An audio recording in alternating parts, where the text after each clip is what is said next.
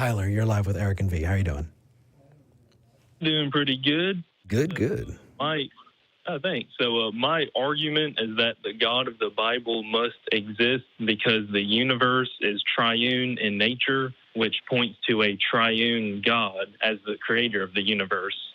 So because the essence of the God of the Bible is a Trinity, the Father, Son, and Holy Spirit, and they must all exist together at the same time. You cannot have God without any of these three elements coexisting at the same time. And the essence of the universe is also a trinity because it is composed of time, space, and matter. And you cannot have a universe that is not composed of one of these elements. It can't be composed of partly time or partly space or partly matter.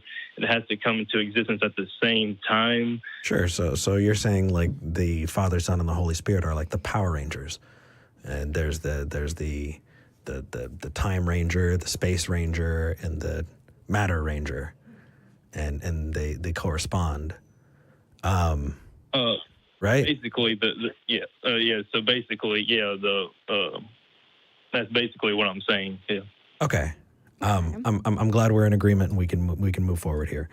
The Trinity is a really, really interesting thing. So first, can I ask you, because I love talking about the Trinity, but I want to make sure that we're on the same page because I get a lot of accusations that I've jumped off, and I really want to make sure that we go down this path together, Tyler. So if I were to show you that the Trinity is nonsensical, that it actually cannot be a thing, what would that do for your faith? What would that do for your religious views? Actually, that would strengthen it because I don't think the God of the entire universe should be able to be fit into our 3-pound brain, because if he was able to, I don't think that he would be God, because we are limited in our understanding of the universe, and God is unlimited. He's infinite. We are finite. So, well, I mean, that is definitely a claim that you are making. And that is definitely something that you are saying as a thing. I can say the same thing about any number of fictitious beings. But when the rubber meets the road, that's when we really get cooking. That's when we really get talking. So let's start there, right? You would believe more if you're wrong, and you believe that you're right. So if either way leads to belief, then what's the point of this conversation? It's not that I'm wrong. It's that our lack of understanding of the nature of God proves that God really is beyond our understanding. No, it doesn't. Does more to contribute to his existence. Wait, it doesn't? No, it doesn't. My lack of understanding Trig is proof that Trig is God. Well, because you do accept that we are finite beings with limited understanding. Yeah, I also understand that just because we understand things to be finite does not mean that an infinite has to exist. Right? Not necessarily. Okay, so show me that infinite is there. Show me that there's a living thing that is. I mean, there are so many parts to it. No. We're going on rabbit holes, and I'm the one leading it. Let's stop. Hold on. Trinity. Let's get back to the Trinity. I'm sorry. I'm so excited to talk to other humans after being locked away because of fucking coronavirus. Tyler, let's go back. Trinity. Can someone be both 1 and 3 at the same time? Can a person be both 1 and 3 at the same time? Yes. No. Okay. Why? Because we are not infinite. We are created beings. We are not at the level of God. We are below him. Okay, so we have identity and we have non-contradiction and we have the excluded middle. Right? That's how we understand things. A thing is what it is. It's not what it's not. And it can't be what it is and what it isn't at the same time. Right? Those are the laws of logic. That's just them's the breaks. Right. Okay. I would say that the Trinity violates the laws of logic. I would say it doesn't. Okay. How does So, that violate the laws of logic? okay. Let's take a look. You're saying one person can be three people. So are you a polytheist? Do you believe in three gods? I do not. Okay. So you're a monotheist. You believe in one God. Right. Okay. So then there is no Trinity. Unless He you're is one being composed of three persons. He is the being itself. okay. So are you talking about like relationships? Like I am a son, I am a brother, and I am a friend? Because that still makes me one person. Well, yeah, that's true. See, I mean, that kind of illustrates the Trinity somewhat. But Sure, really which means that you're not a Trinitarian. Yes. Well, I'm saying that's why I'm saying somewhat, because there's no analogy that perfectly demonstrates the Trinity, because it is beyond our understanding. No, what beyond our understanding is a really, really, really good way of saying I'm right, even though I can't show that I'm right. Well, actually, that leads me to my next point. I bet it does. Hold on. Do you think that is a good way to approach the world? I'm right, even though I can't show that I'm right, and I know that I'm right, and I can't be wrong. Because if I'm wrong, then I'm definitely sure that I'm right. What? Well, no, I was going to present something that leads us to conclude that this is right. That you're right. I'm sure. How can you be wrong? How can I be wrong? Yeah. But what do you mean? Like, if there's evidence that proves that what I'm saying is not true, then I'm wrong? Well, is there any way to show that you might be incorrect? Is there any way to test whether or not it's true? Let me give you a parallel example, right? The Matrix. Do you remember the Matrix movies? No, I was born after they came out. You just made me feel real old, Tyler. You just made me feel real old. That's okay. So the idea is that your brain is, all of these electric and chemical signals that are shooting around, that it all boils down to our sensory experiences, that we could actually just be living in a simulation, right? And how can we determine whether or not we're living in a simulation? You can't. Yeah. Are we in the Matrix? I don't know. All I know is whether we are in the Matrix or not in the Matrix, we can't show that we are. It's just an extra framework that we're adding onto things. So you have this idea that's unfalsifiable, which means we cannot test whether or not it's true, right? So what is the position? The position is, are we going to accept it or are we not, right? It's the same as, Bigfoot. Does Bigfoot exist? Well, so far there's no evidence of Bigfoot. We haven't been able to catch one. Especially now that everybody carries phones in their pockets, Bigfoot sightings have dropped. Same with the Loch Ness Monster. The time to believe a thing is when there's evidence for it. And so we need to look at what is evidence and how do we determine whether or not that evidence comports with reality and what that points to, right? How can you be wrong? What evidence do you have that can go, okay, here is what it would look like if there was no God. Here's what it would look like if there is a God. And I determined that it's more likely that there is a God because of X, Y, and Z. I mean, you have to understand that that's kind of how you understand things. That's how you process it, right? Well, not necessarily, because there's also other supporting evidence that demonstrates that the God of the Bible exists. This is just one of the concepts that does. So I've got a question then. So you're saying that we should look at the triune nature of the universe, space, time, and matter, to prove that God is three in one. Right. Okay. Well, actually, I would posit that the hobbits, Frodo, Sam, Merry, and Pippin, are real because there are four elements of the universe: space, time, matter, and energy. So where do we go with that? Well, energy does exist, but it's not an essential component of the universe, because time, space, and matter are essential. You have to have a when to put it, you have to have a where to put it, and you have to have something to put there.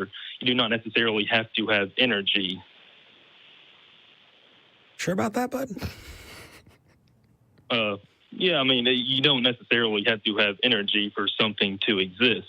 You just need to have a what, a when, and a where. Well, Okay. we're not talking about something existing. We're talking about this universe. And this universe has exactly. energy in Yeah, it. that's what I'm saying. Yeah, the universe. Yeah. Okay. So my broader question here was, all right, you used an example to prove your theory. I used the same example to prove my theory. Who's right? Well, energy is not it's not an essential component of the universe. Okay. How about fire, water, earth, and wind? I could go on and on Those about the not elements, essential either. but that's another thing. Well, yeah, North, south, but not east, and west. The existence of the universe. Or the five senses. Sure. We can pull numbers. How about that the humors? Are oh my god. Or any of those required for the universe to exist, though. So basically what you're doing is you're taking an idea that is not substantiated and framing it on top of something completely unrelated to try and justify it. That makes no sense. Are the Power Rangers? It's just like the idea of the Power Rangers. It doesn't comport. Your claim actually needs to stand or fall on its own merits. Well, no, because the Power Rangers are not three and one coming together instantaneously. Okay, so let's look at it this way, right? There are so many fallacious things here that I feel like we could take pot shots all day, and it's nothing about you as a person. It's just the idea, I think, is a very flawed one. Let's take a look at the fallacy of composition, Yeah. right? So I have a car, right? And I take the steering wheel out and I walk in. Am I holding a car?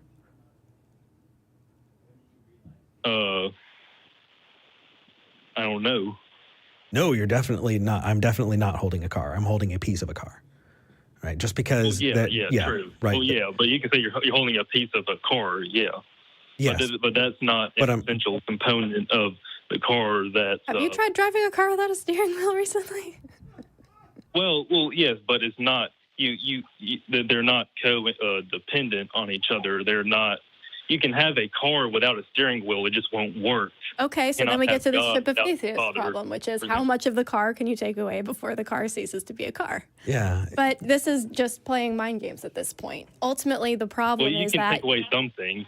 Well, yeah, but the problem here is that this is basically the same conversation we had with the other caller, Joel, who was trying to say that I can prove God by pointing to properties in the universe that correspond to my definition of God. And we said on that call, that's not something we can verify. That's not a good way to find evidence for things.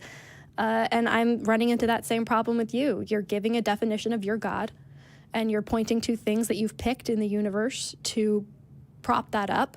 But I can give you a different definition of my God as something with four legs. Can we look at the universe and find something with four legs? Yes, there's a cat over there. That cat proves that my version of God exists. Yeah, but the universe can't exist without a cat. It can't exist without time or space or matter. So how does that prop up your God claim, Tyler? Because the God of the Bible, like in the Old Testament, it refers to God as Elohim, which is plural, but it's still one God. Right. So that demonstrates that this God is okay. in Trinity, which demonstrates that the Hebrews had supernatural knowledge of the universe, which they couldn't have had. No.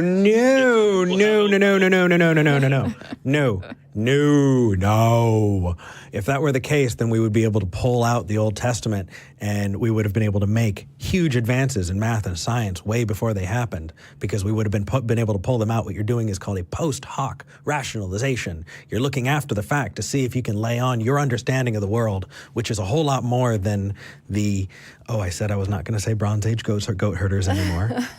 The people who lived when there was a lot less scientific literacy, and you're just placing that on top. No. They do not have supernatural knowledge. Is your God so obscure that they would hide advanced information in a book that, what? It makes absolutely zero sense. Well, what are they hiding? What are they hiding? It's a book of fiction. What do you mean, what are they hiding? Well, but what specifically are they hiding, though? What are they? What do you mean? What are they hiding? What's being hidden? You're the one who said that they were hiding something. What are they hiding specifically? No. I asked you: was your God hiding this supernatural knowledge of the triune nature of the universe in the Old Testament? If you just look hard enough. It makes no sense. No, it's pretty simple to see because they refer to him as one Lord, and yet it's Elohim, which is plural. The only conclusion you can draw is that it is one God with multiple. No, actually, I have an alternate conclusion to draw from that, and that is that when Genesis was written, way before the rest of the Bible was written, that there were more than one God, and Elohim, El, and Yahweh are different gods. The proto-Hebrews were polytheist. Right. When they say we will create man in our image, it's literally talking about multiple gods because the ancient Hebrews in that point in time were polytheist. You also have, references to, well, if humanity does this, if they eat of the tree of the knowledge of good and evil, they will be like us. Right. The plural in... Exactly. 3 persons. No, 3 gods. That proves my point. No. Not even 3. Who knows if it's... Sure, it could be 12 gods. You're right. It could be 20 gods. The idea, is it more likely that you have a society that was polytheistic that wound up becoming monotheistic? Or is it more likely that the triumvirate nature of the universe is expressed in the vague plurality that you're able to find in a book written by people you don't know, whose motives you don't know, with descriptions of things that can't possibly exist? There's so much vagary that we're not nailing down a single thing. I don't understand how we're getting. Elohim, it's plural and one at the same time. Okay, so how did you determine that we got to a triumvirate God through Elohim versus this counter that you had a tribe that moved from polytheism into monotheism? How did you determine that that you're right and that other claim is wrong? Well, because the same book that you were talking about, if that book had consistently referred to God as, multiple gods, then your claim would be true, but it doesn't do that. It's consistently the same book you're talking about as written by the same people that are supposedly polytheistic is referring to God as one. No, we're saying that it's a collection of books written across a span of time, and throughout that span of time, we started with polytheism and we moved into monotheism. So when it's all put together, it's kind of confusing, especially if you think that it's supposed to be inerrant. And so the way you get around that is to create a version of a god that is at once multiple gods and one god, instead of admitting that it's a historical group of documents. He's not multiple gods. He's multiple persons. Oh, God. Yeah, and that makes zero sense. What does that even mean, multiple persons? And if you say, Tyler, it is beyond your human understanding, and therefore I'm right, I will hang up on you. So, I'm holding your feet to the fire here, Tyler. What does that mean, multiple persons, but the same being? It means that he is composed of multiple aspects. Multiple aspects of him are expressed differently, but they are all part of the same being. Okay, just like I'm a son, I'm a brother, I'm a friend, correct? Kind of. No, not kind of. Give me an example. But we can't give an analogy. Okay, so then how are you even where you are? You're off in the middle of nowhere, and you can't even describe it.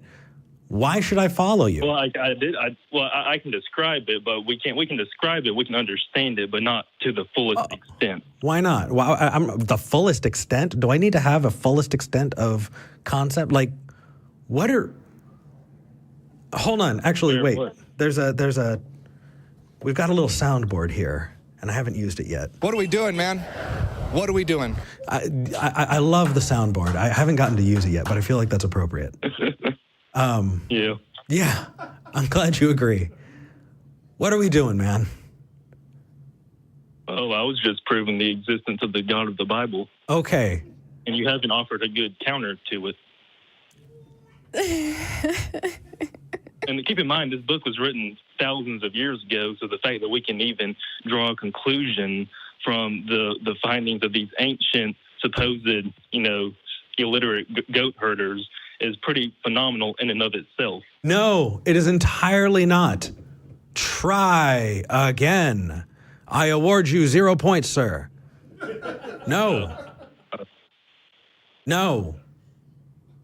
How about this? If your God really wanted to convey advanced scientific concepts, he wouldn't have hidden it away in stories and would have said, hey, here's the germ theory of disease. Hey, how about you don't own fucking people as property? Hey, why don't we treat women like equals? Hey, why, you know what we should do? We probably shouldn't advocate for genocide. Genocide's a bad thing. Hey, you know what? Actually, here's how science works. And hey, here's the scientific method. And hey, here's how the universe works. And here's, there are so many things that could have clearly been explicitly said. Instead, you're finding hidden analogies in poetry that you're thinking mean that they believed these things. Do you think if I were to pull one of those tribes people out from over 2,000 years ago and sat them here at this table and asked them, hey, what do you know about the nature of the universe? Do you think that they're going to agree with you? No, they're going to tell you about the firmament. Remember last week? There's somebody who actually thought if you sail south enough, you'll hit the wall. The dome. Well, the firmament is just the atmosphere, really. Well, do you think that person that we pulled from the past is going to agree with you? Well, it doesn't matter if they agree with me because the word is of God. It doesn't matter if they understand okay, it. perfect. It's divinely inspired. Yeah. It doesn't matter whether or not those people, because you're wrong about that. Those people definitely would not agree with you. But, okay, so it's divinely inspired. Show me that it was divinely inspired. How do you know that it was divinely inspired?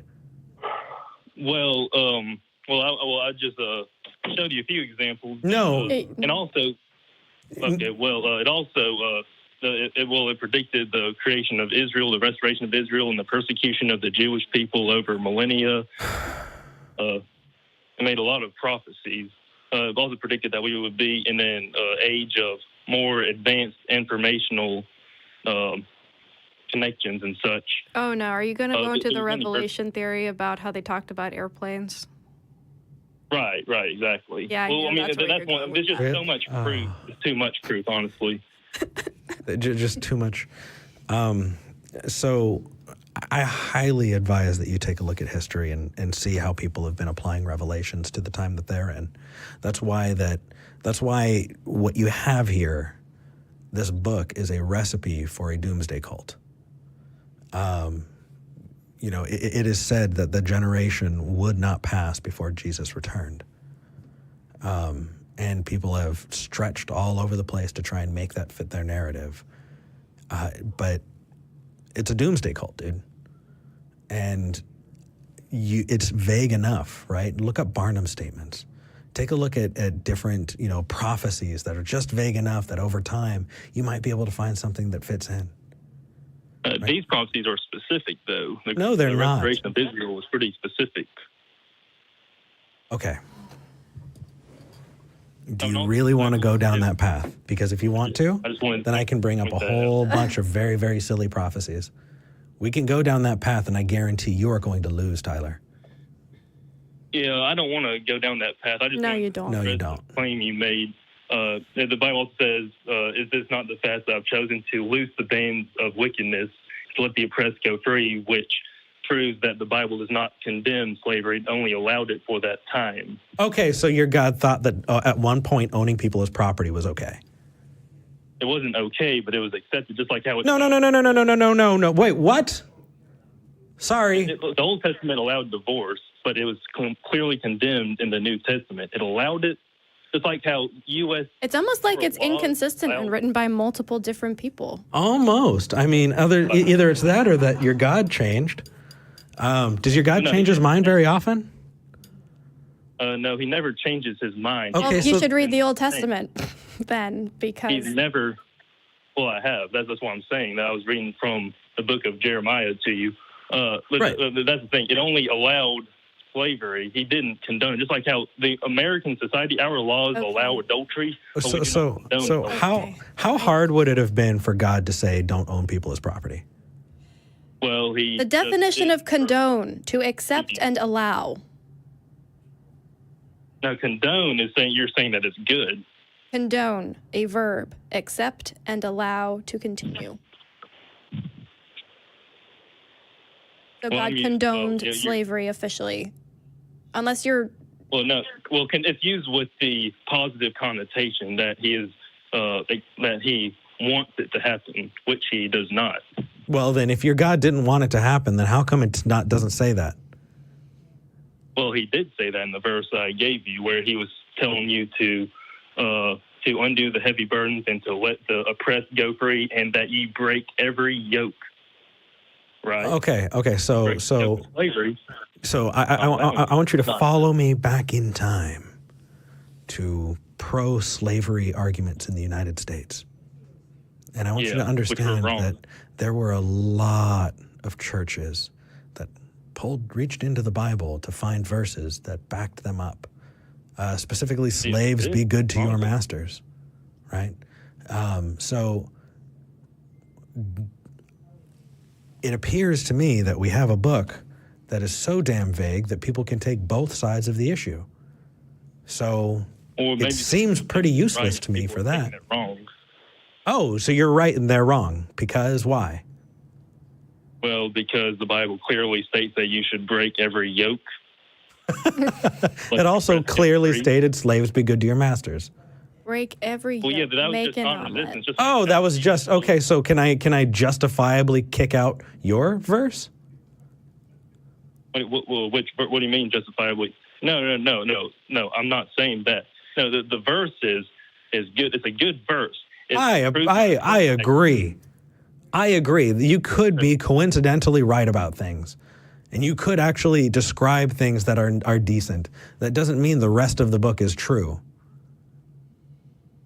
Well, right? Yes, I mean, that is true. I was just providing some evidence for it. Yeah, the evidence is the book is true because I said it's true, and I know that it's divinely inspired because why? Well, time, space, matter, Father, Son, Holy Spirit, is that a coincidence? Yes.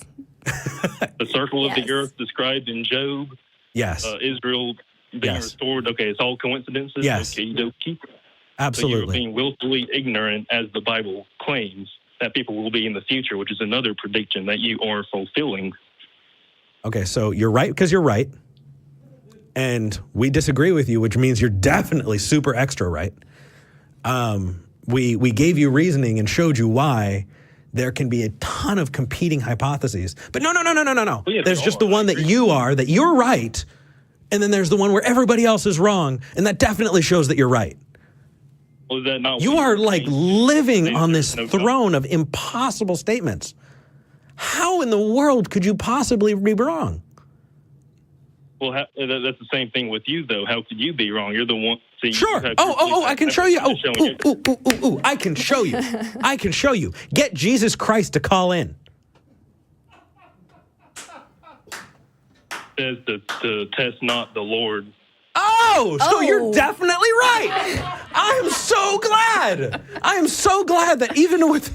Okay, so hold on. You asked me, hey, Eric, how could you be wrong? You're just as bad as me. No, I gave you an example. And no. It just proves that you're right. Try again, sir. I award you no points. I was just providing evidence for my position. I'm not like... It's bad evidence. Try again. I know everything. I don't know everything either. But I definitely can see that you have a whole lot of plot holes here, bud. There are a lot of places. You're leaking like a sieve. Which one? Which plot hole? Okay. Are you ready? Yes. Okay. Plot hole number 1. The Power Rangers don't exist.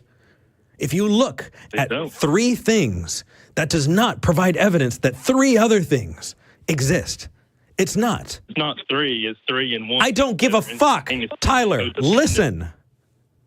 Those 3 things have nothing to do with the other ones. The triumvirate nature of God. Yeah, the creation. Hold on. The triumvirate nature of God is something that is either going to stand or fall on its own merits. Either that God is three distinct beings and is three gods, which makes you a polytheist, or that God is one being that you're describing qualities to that do not make it any more than one being, which means you are a monotheist. And exactly, that's what I'm saying. Exactly. So the Trinity is bullshit. I'm glad you agree. It's not what I said, but you just did. You just did. You just did.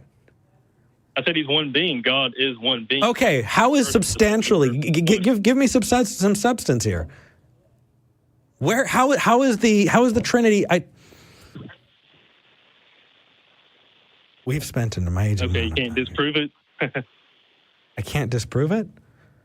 Dude, when there's so much smoke, when there's so much ambiguity that there's really nothing to pin down in the first place, I don't think there's a reason we have to try.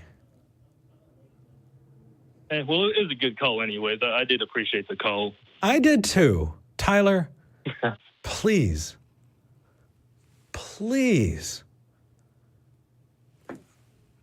let those arguments stand or fall on their own.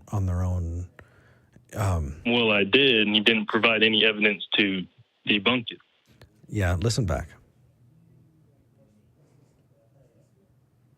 All right, which evidence debunks one being in three persons? Sure, the identity, non-contradiction, excluded middle. The laws of logic debunks it. And it's very nice we're even picking up this burden because it ain't ours. Nope. Well, not really. You can have one being in three persons. We can talk to somebody who believes in 20 gods. It's still just a silly thing that we're going to engage with. Well, yeah, believing in multiple gods is silly, but I only believe in one God. Well, I'm glad you're most of the way there. But yeah, sorry, dude. But yeah, if you want disproof, identity, non-contradiction, excluded middle, make that rational and make that jive with the Trinity. And if the answer is mysterious ways your human brains can't understand, it's a cop-out. All right. Well, it was a very good conversation. I'm glad we talked about it. I'm going to call in the following weeks. I'm going to provide some more evidence for the God of the Bible. I would love for you to start good. providing evidence. Maybe next time you can. Yeah, continue providing evidence. All right. Bye, Tyler. Bye, Tyler. I think it's time to thank those patrons. I think so. I couldn't stop. It was a downhill.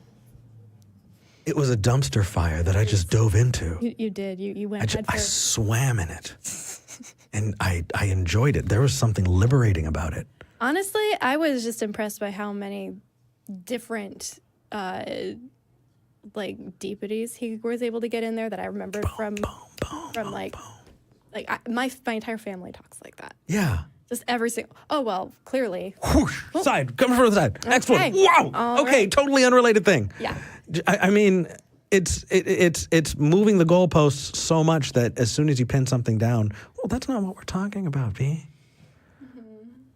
And then when we stopped, and he agreed that the Trinity is like the Power Rangers, I just, my God. We didn't even get into the whole doctrinal issues around the Trinity and how different church fathers and councils weighed in on that issue. Agreed.